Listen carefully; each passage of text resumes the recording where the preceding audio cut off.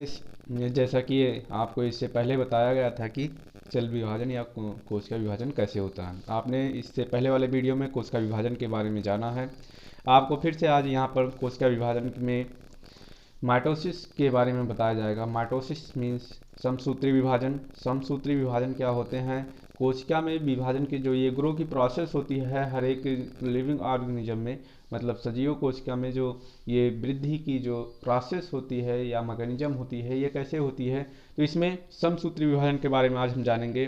तो समसूत्री विभाजन पहले क्या होते हैं, इनका थोड़ा सा हम जानते हैं। जैसे कि आपको यहाँ पर दिया गया है कि ये समसूत्री विभाजन में ये छोटे लिविंग जो हैं बाइंडरी फिजन के द्वारा जो है उनका विभाजन किया जा रहा है, और एक जो है मदर सेल से दो डॉटर सेल का जो है निर्माण हो रहा है यहाँ पर। तो यहाँ पर ये जो है विकसित जीव जो हैं या डेवलप्ड जीव हैं उनके बीच में जो है समसूत्री विभाजन हो रहा है। तो समसूत्री विभाजन में आपको यहाँ दिखाई दे रहा है कि एक सेल था, उस सेल के अंदर जो है उनके जब प्रोसेस पूरे हो जाते हैं, लाइफ टाइम पूरी हो जाती है, तो एक स्टेज आता है जिसे हम यस फेज कहते हैं। आपको सेल साइकिल की भी स्टेज बता दी जाएगी क्या होते हैं।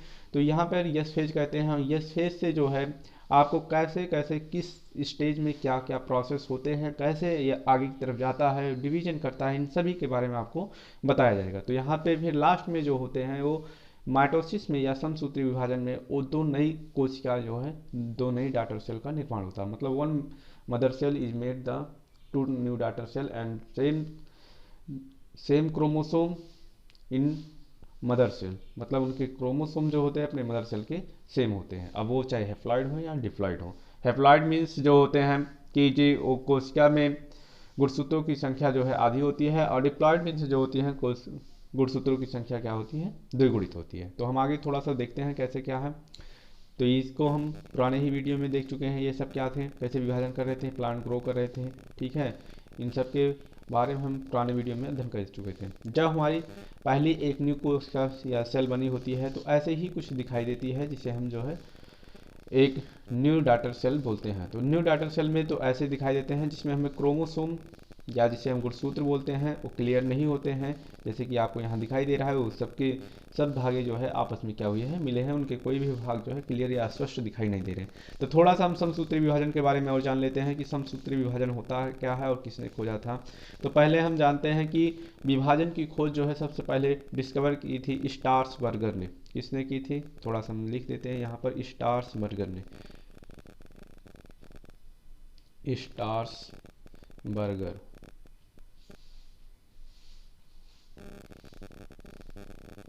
स्टार्सबर्गर ने इसकी खोज की थी, वो भी 1875 में। स्टार्सबर्गर ने इसकी खोज की थी, वो भी 1875 में। फिर उसके बाद जो है एनिमल सेल में जो है सेल डिवीजन या माइटोसिस की प्रोसेस की जिसने खोज की थी उसका नाम है फ्लेमिंग। क्या नाम है? फ्लेमिंग। ध्यान से कॉपी पेन लेकर बैठिए और हर एक पॉइंट को नोट करिए। फ्लेमिंग, उनका नाम है फ्लेमिंग।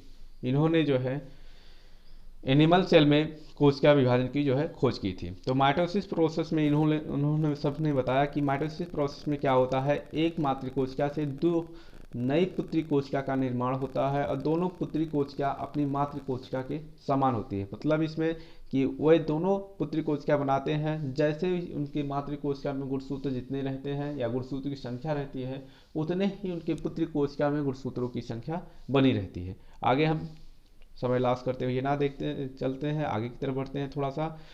तो आगे की तरफ हम बढ़ते हैं तो यहाँ पर हम देखते हैं कि जो है यहाँ पर विभाजन की प्रोसेस जो है स्टार्ट हो गई है, चल रही है। तो हम फिर जो है देखते हैं कि इसमें बताया जाता है कि एक मातृ कोशिका से जब माइटोसिस की प्रोसेस होती है तो माइटोसिस के प्रोसेस में दो स्टेप होते हैं। दो स्टेप में एक तो होता है जिसे हम बोलते हैं कैरियोकाइनेसिस, इसे बोलते हैं क्या, कैरियोकाइनेसिस। कैरियोकाइनेसिस कैरियोकाइनेसिस और दूसरा स्टेप जो होता है उसे हम बोलते हैं साइटोकाइनेसिस। साइटोकाइनेसिस।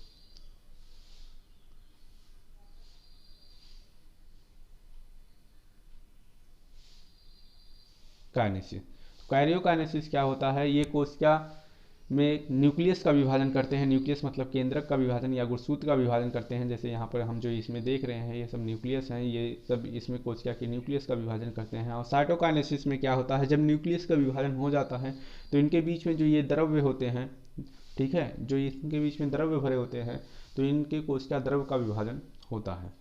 ठीक है, अब जो है कैरियोकाइनेसिस को अलग अलग साइंटिस्टों ने अलग अलग मत दिए, लेकिन जो अभी पॉपुलर है, सबसे ज़्यादा विकसित है या सबसे ज़्यादा माना जाता है, तो उन्हें 4 स्टेप में बांटा गया। कैरियोकाइनेसिस को 4 स्टेप में बांटा गया। इन चारों स्टेप को हम लोग जो है एक सीक्वेंस में याद करने का प्रयास करते हैं। और इन चारों स्टेप का नाम क्या है, तो पहले स्टेप का नाम है प्रोफेज। पहले स्टेप का नाम है प्रोफेज। प्रोफेज। दूसरे स्टेप का नाम है मेटाफेज। दूसरे स्टेप का नाम है मेटाफेज। कापी पेन लेकर बैठे। मेटाफेज आपको 10 मिनट में ही सब कुछ सिखा दिया जाएगा, मेटाफेज। एंड थर्ड स्टेप का नाम है एनाफेज।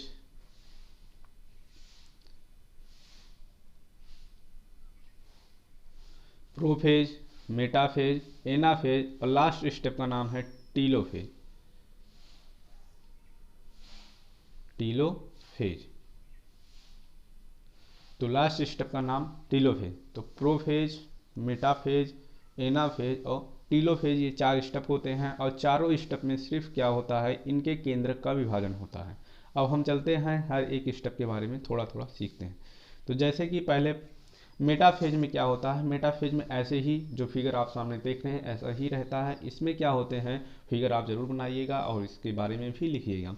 तो प्रोफेज में क्या होता है, तो प्रोफेज में जो ये फिगर होते हैं या जो क्रोमैटिड धागे होते हैं ये स्पष्ट रूप से दिखाई नहीं देते। इस स्टेप में ये जो है क्रोमैटिड धागे स्पष्ट रूप से दिखाई देते हैं। और इनके साइड साइड में सेल मेम्ब्रेन होता है। उस सेल मेम्ब्रेन धीरे धीरे डिसअपेयर होना शुरू हो जाते हैं। ये मेम्ब्रेन पूरा ऐसे गोला सा रहता है, लेकिन ये धीरे धीरे जो है इसमें भी ब्रेक होना शुरू हो जाते हैं और ये ऐसे हो जाते हैं। ठीक है, पूरा जो है अल्टरनेट नहीं रहते हैं। तो इसके मेम्ब्रेन जो है धीरे धीरे क्या होना शुरू होते हैं, ब्रेक होना शुरू होते हैं। और इसके 2 छोर बनते हैं जिसे हम कहते हैं पोल। क्या बोलते हैं, पोल। 1 पोल 2 पोल। तो इसमें 2 छोर बनते हैं जिसे हम क्या कहते हैं, पोल कहते हैं। तो इन पोल में एक पोल ऊपर बनता है, एक पोल नीचे। तो इन दोनों पोल में जो बनते हैं, इन पोल से जो है सेंट्रियोल निकलते हैं। क्या निकलते हैं, सेंट्रियोल निकलते हैं। और ये जो सेंट्रियोल होते हैं ये जो है गुणसूत्र के सेंट्रोमियर से जाकर क्या होते हैं, जुड़ जाते हैं। क्या करते हैं, गुणसूत्र के सेंट्रोमियर से जाकर जुड़ जाते हैं। ये सिर्फ एनिमल सेल वाले में होता है। प्लांट सेल में वहाँ माइक्रोट्यूब्यूल फ्रीली जो होते हैं प्रेजेंट होते हैं। एनिमल सेल में ही सेंट्रियोल क्या होते हैं, निकलते हैं। यहाँ से ऐसे ऐसे ऐसे करके दोनों तरफ से जो है सेंट्रियोल निकलते हैं, गुणसूत्र से जाकर क्या होते हैं, जुड़ना शुरू हो जाते हैं। तो दूसरा स्टेप में हम देखते हैं जिसे हम कहते हैं मेटाफेज।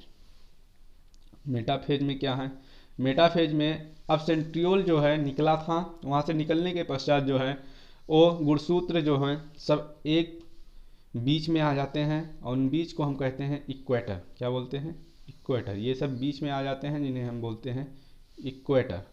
क्या बोलते हैं, इक्वेटर बोलते हैं। और ऊपर ये पोल है, ये नीचे पोल है, जहाँ से सेंट्रियोल क्या हो रहे हैं, निकल रहे हैं। आप देख रहे हैं कि गुणसूत्र के जो धागे वहाँ दिखाई नहीं दे रहे थे, अब यहाँ पर उनकी चारों भुजाएं स्पष्ट रूप से दिखाई दे रही हैं। और ये सब इक्वेटर पे आ गए हैं और इन सभी से सेंट्रियोल क्या हो गए हैं, आके जुड़ रहे हैं। यहाँ पर देखिए गुणसूत्र, ये जो सेल डिवीजन का है, सेल से लिया गया है, उसका स्ट्रक्चर जो है स्पष्ट करके दिखाया जा रहा है। अब ये सब आके जुड़ गए हैं और सेंट्रोमियर से जुड़ने के पश्चात गुणसूत्र क्या कर रहा है, सेंट्रियोल, कुछ सेंट्रियोल उसे अपनी तरफ खींच रहे हैं, कुछ सेंट्रियोल अपनी तरफ खींच रहे हैं। अब हम अगले स्टेप में देखते हैं क्या हो रहा है। अब ये सब गुणसूत्र के जो धागे हैं ये खींचना शुरू कर दिए हैं। और खींचने के पश्चात जो है ये अपने अपने साइड में क्या किए, खींच लिए। खींचने के पश्चात इनके गुणसूत्र आधे भी हो गए। आधे होने के पश्चात जो है अब यहाँ रिप्लिकेशन करके ये द्विगुणन कर लिए हैं।